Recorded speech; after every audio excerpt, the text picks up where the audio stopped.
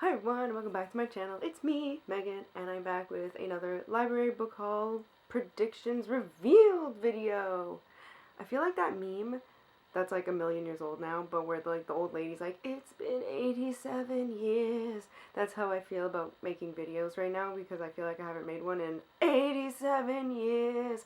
Anyways, I'm back to talk about my last 4 library books because it's been I don't know how many weeks and it's only taken me that long to read 4 books. I'm on a roll this year. We're gonna make it to 100.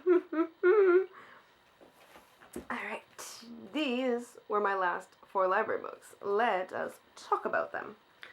The first one was Citizen by Claudia Rankine. Rankine? This one, where I still not really 100% sure what this is on the cover, but anyways. So I rated this 4 stars. I thought it was really thought-provoking, and I thought it was very interesting to read. It really brought out like the microaggressions of racism, especially in America.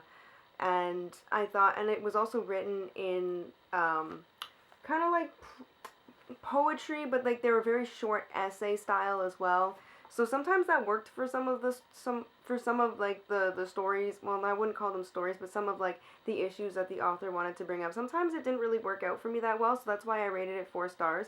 But I still really appreciated the messaging that was in this because there were things where I was reading it and I'm like, what? People did who say what? I'm like, are people dumb? But people are dumb. We know this. So it was just really interesting. It was a really interesting and I guess it was like an eye-opening experience just to like read these stories because I'm like these are things that I wouldn't even think about, and it's just really good to keep you like on your toes and to be more aware of the world. So I really would highly recommend this one. The next book I read was Junie by Shalene Knight. This pretty cover. This is longlisted for Canada Reads 2024. I rated it 5 stars. I really liked this book.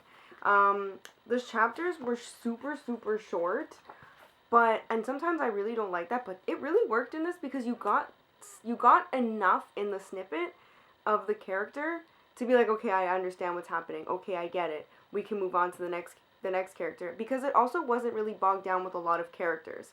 So this was basically a coming-of-age story about Junie. She's 13 at the start of the book. They've just moved to this new place, and her mom is a singer, but she kind of falls into this like depression, and she becomes like an alcoholic, and that really bums Junie out because Junie's really into art, and she really wants to explore, and she really wants to find herself, and she's having a very hard time doing that because her mother, who is in the arts, just doesn't give her the time of day, doesn't give her anything, any kind of critique or feedback or anything. It's just like, kind of just throws her under the rug, and it's just like, it's really sad to watch or read. And what I also liked about this was that it really explored mother-daughter relationships and how complex they can be, because they can be complex. And I just really thought that that was really well done. Like, the author really took that and like just did it so well that I don't have words to articulate how well it was done. Because there's also her best friend who also has I wouldn't say she had issues with her mom, but like she's also like trying to deal with things with her own mother because her mom is a business owner but never wanted to be a mother. So there's a very big dynamic there. So it's just really interesting to watch like the different dynamics of the different characters, and then watching these 2 young girls grow up. And this also took place in like the 1930s, and they're both black. Well, they're all black. I believe that all the cast is black. So it was very interesting to watch this coming of age story and just watch, and like you couldn't help but love Junie. Like, no matter what was happening in her life, like shitty or good, she always seemed to find these little pockets of like happiness, and like these little like you just wanted to root for her, and she was just written so well that you can't help but love Junie. So I really enjoyed this book. I highly recommend it.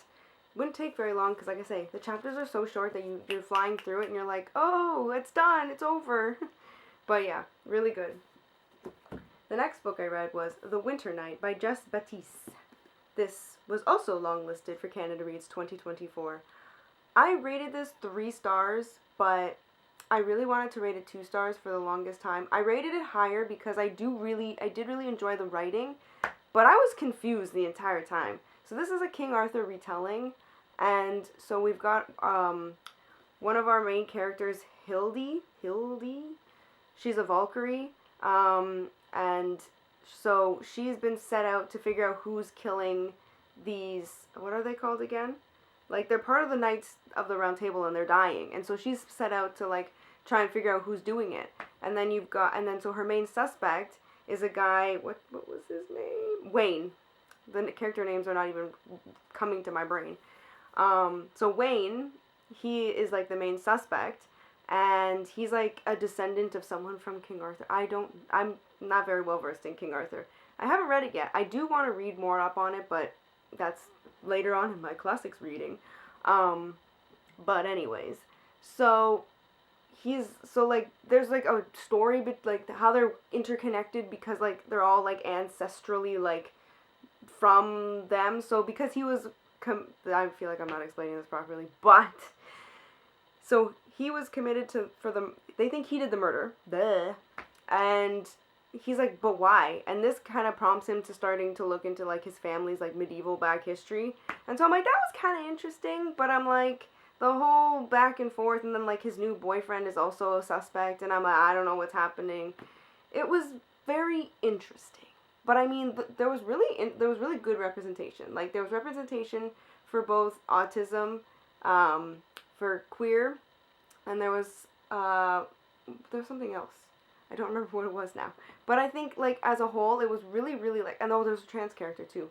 So I think it was, like, it tried to be good. Like, I feel like there was potential, but it just didn't hit it. And I found it really interesting, like, all of the pop culture references that that this author threw in there I was like, I don't even know how they're still being thrown at me. Like, I was like, what the heck? But kudos, because it was, I actually kind of liked that, but the story just, and the characters, I didn't feel connected to them either, so it was kind of like, So yeah, I gave it a 3 stars because it had potential, and I mean, maybe other people who know more about King Arthur will think it's better because I just didn't have that background history, so maybe that's why I didn't like it as much, but that's this book. Then the last book that I read was As Bright as Heaven by Susan Messenier. I have still yet to actually write a freaking typed out review. Like, I finished this book like last week. I am so behind on everything. But I'm going to talk about it right now. So I ended up rating this 4 stars. So if you watched my prediction video, you'll see that I was very skeptical about picking this up because it takes place during the Spanish flu, and I'm not really into pandemic books. This had a lot of heart. I wasn't prepared for how much heart this was going to have. So yes, this does take place during the Spanish flu, and that has a very big part to do with the story because as everybody's kind of starting to wilter from this flu, the main character, there are multiple main characters in this book, but I feel like the main character is Maggie because she is the centerfold for everybody in the family. So they moved from her and her family, like she's like 13 when they moved they moved from their small town to Philadelphia, and that's when the Spanish flu hits, that's when World War I hits. Life as they knew it changed, and so they're trying to help as many people as they can, and in the process of helping people, they find this baby, and so they're like, well, we lost a baby, we lost a son, now we have this new baby, so maybe we should keep it.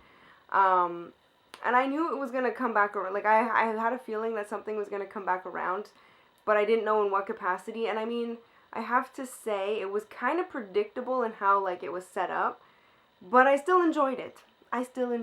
I like that this wasn't a romance World War I book. There was romance.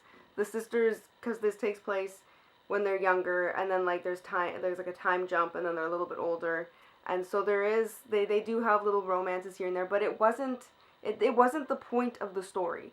The point of the story was connection and family during hard times, because they moved to I always think of 6 Feet Under because they like moved to this funeral home, and they become like the people who run a funeral home. And what I loved about Maggie as a character was that she was so invested in wanting to become part of that world. Like even her mother, before she passed, wanted to be part of that world, wanted to do the makeup for the deceased. And I was like, she's such an interesting character, because you're like, you would never have thought that, because the other sisters were kind of like, eh.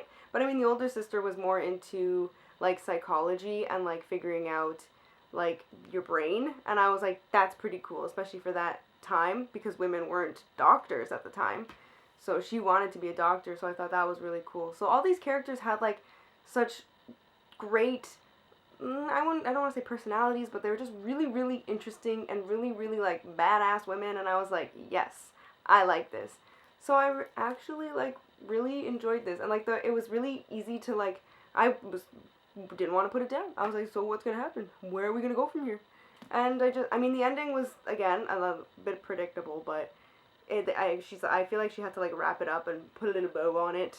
I mean, it didn't have to end as cleanly as it did, but hey, beggars can't be choosers. I still rated this 4 stars. Thought it was actually a very good read, and I actually recommend it. So those were my last 4 library books. Here they are. If you've read any of these books, let me know in the comments below. That is all I have for you guys today. So if you like this video, give it a thumbs up, a like, a subscribe, a do your thing, and I will see you all in my next video. So thanks, and bye guys!